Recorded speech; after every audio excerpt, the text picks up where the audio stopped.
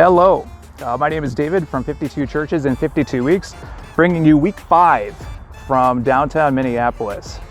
Last time I did 52 Churches in 52 Weeks, I went to a couple different churches in Minneapolis. It was 2014, 2015. Minnesota was coming off of the passing of same-sex marriages, and a lot of the churches much more progressive in Minneapolis. Want to check that out, and in my book you can kind of check that out. Now we fast forward to 2022, and we got George Floyd death that happened, the resulting Minnesota riots, and then also we have a much more woke type of culture. And I want to kind of see what's happened to Minneapolis since. So today I'm going to be going to Plymouth Congregational Church. This church is much more progressive in their own terms from their website. They're very LGBTQ affirming. Recently, they just conducted a George Floyd Memorial service. So I want to kind of see where Minneapolis is now in terms of the current culture. So we'll check it out, and I'll have some closing thoughts after we take a little bit of some sights and sounds inside.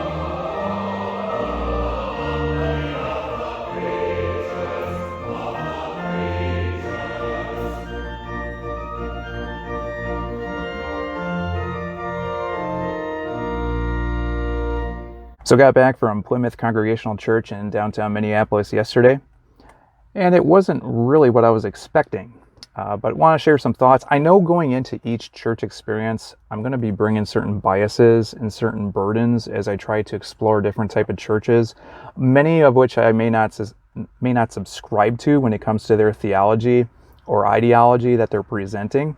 But for each type of church experience, my hope is that I'm trying to be as much like Jesus Christ as possible, challenge some of the status quo, trying to understand a little bit about what each type of preacher and what type of church is preaching, so that I can have a little bit more of a well-rounded type of authenticity when it comes to these videos.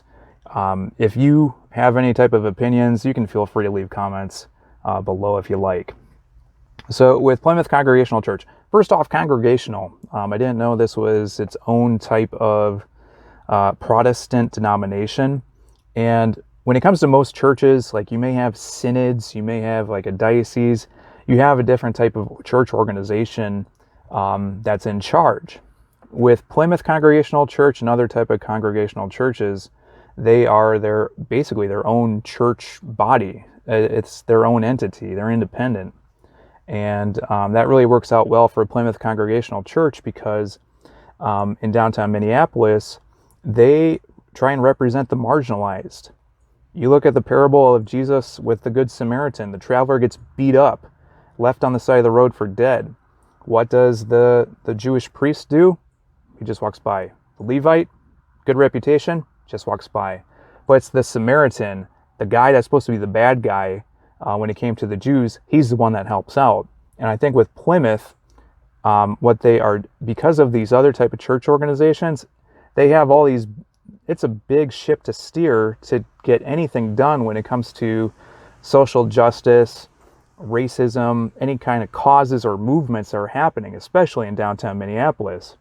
With Plymouth Congregational Church, and the reason I picked them for week 5 was because they were at the forefront when it comes to just this past week with the George Floyd Memorial Gathering. They were the ones that were picking up the Black Lives Matter banners. They were trying to do something to pay homage, to remember not just George Floyd, but also other type of black men that have been really killed when it came to any kind of police enforcement that went a little bit too far. So when I got there, again, this was not what I was expecting. Plymouth holds 2 services, one at 9 a.m., one at 11 a.m. I went to the 11 a.m. service. As I later learned, both services seem to be very different, because the first one, I did a real quick YouTube search to see what happened. The preachers were in suits and blouses. The music was basically like a little bit of a band. And it just seemed a lot younger. The one that I went to, I want to be as honest and authentic as possible in these videos. I would say the average age of those that attended the service I was a part of had to be an average age of about 65. 95% of the people had to be about 65 or retired, white. There wasn't a whole lot of diversity, and that shocked me, because with this church kind of being at the forefront when it comes to diversity, when it comes to social justice, especially when it came to being there to for everything that happened with the George Floyd Memorial Gathering, the people that I was with, that I was seated next to, I didn't see that. So I'm thinking with the 9 a.m. service, there's something different there.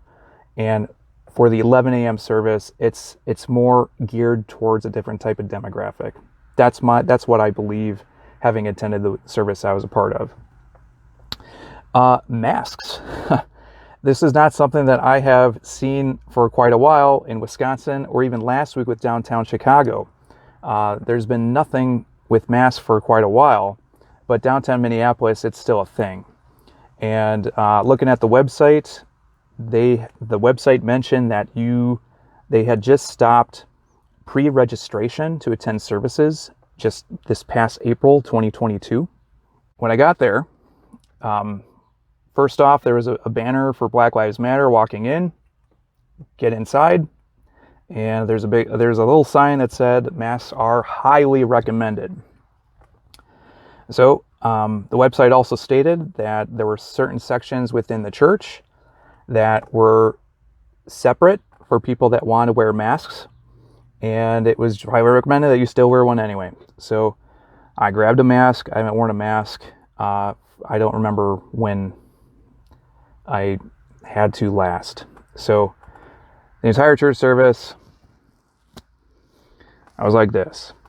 And when it came to the separate sections in the congregation, you can even see the signs. The signs were on the sides of the pew for those who, and as I later learned, due to the age demographic, it was appropriate for those just so you felt a little bit safer, a little bit more protected if you were coming into church. So when church started, y'all got the little bulletin inside, and it's been a while since I've had a bulletin. And worshiping like this, you don't feel like you can really converse with anyone because everyone's wearing a mask. You can't see any reactions down here. It's all up here. And then on top of that, you're basically doing this entire church service, making sure you're not losing place, reading from here. And for me, like this is what I grew up on from my childhood church, but having gone to more modern, more contemporary type of churches, it's really hard to go back to. And it's so structured. It's so from point A to point B to point C to point D. And there's just, it's not fluid. Now, one thing that I feel while attending the service is there's almost like an opposite effect to that. Like they have these beautiful organ pipes. The organ music's fantastic. They had a choir that came up front. This one lady had a beautiful soprano and then was joined by the rest of the choir. There's a certain sense of beauty that's being lost, especially as we move more towards the more modern and contemporary type of churches with more upbeat music, because every hymn that was in here, it was all from the 18th century pretty much. And with the modern churches, it's like a lot of these worship songs were just 2 months old. Sermon. So the sermon was from a guest speaker. Her name was Reverend Gia Starr Brown, and has an extensive background when it comes to diversity training, community building. In the bulletin, they didn't really say what she would be preaching on, but it really kind of hit home in terms of what she was all about when it came to how to represent the marginalized, how to make sure that churches don't become oppressors, and how the church can kind of interrupt kind of like systematic racism to a certain extent. So the theme from where she was preaching from was from Acts 16:16, and that's the story of Paul and Silas. And they're in prison, but before that they meet a slave girl who had a spirit where she could basically predict the future. And she's mentioning in there, these men are servants of the Most High God who are telling you the way to be saved. And she kept at this and kept at this. And finally, Paul just gets annoyed and he casts out the spirit. And you'd think that was pretty much the end of it. But with the Reverend, she kind of puts a little bit of a twist on this that I never heard before. And she almost kind of shows that Paul and Silas, they're more kind of like bad guys in the story, because the slave girl, like, what's her name? She doesn't have a name. And she had the Reverend had a very kind of controversial statement. And in the first service, I heard, some of the people in the background like, yeah, when it comes to basically toxic masculinity, because she mentions, hey, the Bible, it was written by flawed men who had an agenda, And they had the point of the pen, and they also had a revisionist eraser at the end. Traditionally, when we hear this story, this is the focus. This is a story that we hear. What's interesting, though, is that the story actually isn't about Paul or Silas. And apparently, it isn't about, or wasn't about the unnamed woman, the female slave. You see, because it's almost never about the unnamed women. It's almost never about the female property in the Bible, in this sacred book written by hopeful and yet humanly flawed men who benefited greatly from holding the pencil of history at both ends, both the patriarchal lead tip and that revisionist eraser. When I first heard that, I'm like, whew, that's a different take. And like I took a look real quick after the service, and apparently this has been something that was first kind of mentioned by an author about 20 years ago. I want to say her name is Mary Frances Schoenberg, an Episcopalian priest. And she kind of goes into, yeah, Paul was privileged. He was a Roman citizen. He was educated. He was very dramatic, because in the story, there's a giant earthquake. He's singing hymns. He's the hero at the end of the chapter. But what about the slave girl? Like, doesn't she get a name? What's up with that? And I heard that, and I know I'm the white male Christian. The media narrative is against me right now. So I looked it up in the Bible, and I guess the question I have is, okay, yeah, if it's male masculine, it's the male patriarchy, like Acts 16:14, 2 verses before that, it's mentioning, okay, one of those listening was a woman named Lydia, a dealer in purple cloth from the city of Thyatira, who was a worshiper of God. The Lord opened her heart to respond to Paul's message. So, all right, so we have Lydia. So 2 verses earlier, they name her. So is the male patriarchy, like, are they bad because they're mentioning Lydia, but they're not mentioning this girl? Maybe they didn't know. So that was one thing that I felt I had to challenge when it came to that sermon point. As I'm just trying to understand and trying to remain unbiased, but let me ask some questions. So why is Lydia mentioned? Why is the slave girl not? And with the Reverend, she kind of mentions, hey, Paul was able to save her from this spirit, but he didn't save her from slavery. So he did a little bit, but he didn't do enough. The story wasn't about the fact that this enslaved woman was not only liberated, but she was only liberated a little bit by Paul, because he was annoyed. Not because he was concerned, not because he was enraged or alarmed, but because he was merely annoyed by her cries while riddled with enslavement and bondage. You see, we rarely focus on this annoyed and comfortable Paul in this passage, the one who frees her of her condition, but not of her circumstance. The sermon kind of went further into Paul and Silas being imprisoned, and it almost kind of flipped where now they're kind of good guys, because, hey, now they're singing hymns, they're imprisoned, but they're not really. They're free because they believe in Christ. And from there, it kind of goes into the jailer. Because with Paul and Silas, they're singing the hymns, the earthquake happens, all the jail cells open up, all the prisoners can get out.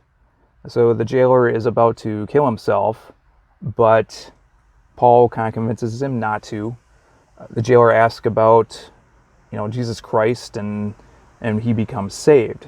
And the sermon kind of moved more than into with that guard, because with the guard, he has privilege. He is part of the empire. He's part of the system. And when it comes to especially what's happened in Minneapolis, what even happened with the Texas shooting, where the police were basically, in their comfortable privilege, not responding, even though they have guns, they could have stopped that mass shooting. They're not. They are comfortable in their privilege. And to her point, privilege basically is equal to fear. Like, you don't want, you're privileged, but you don't want to lose it. And with a lot of people, with a lot of churches, there is this fear of losing what you have, what you're all about, who you are. And that's especially true, especially in Minneapolis, because when it came to the George Floyd death, you have racist police. George Floyd was marginalized. He was murdered along with 200 other black men that they mentioned in the sermon, where, what about them? Why weren't we doing enough for them? So there are the voiceless, there's the marginalized.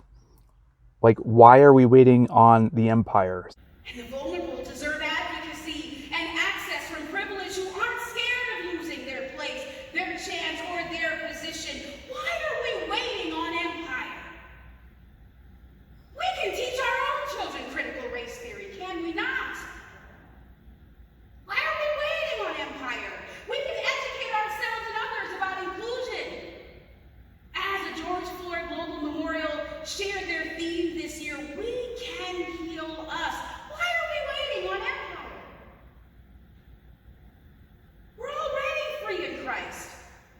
That means that we're free to help others. We're free to tell the truth, especially the truth that keeps others in bondage, like that female slave in Scripture, even if we ourselves have dismissed them like Paul, have bypassed them like Paul, have ignored them like Paul. God allows U-turns, and it's never too late.